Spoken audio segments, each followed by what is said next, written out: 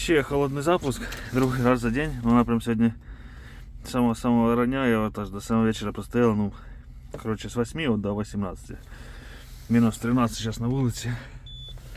Зроблю прогріви, зараз поставлю на паузу, но прогріви зроблю хороші такі, по 20 секунд, щоб відео просто не затягувати.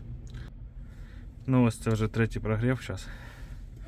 Все ті ж мінус 13. І пробуємо.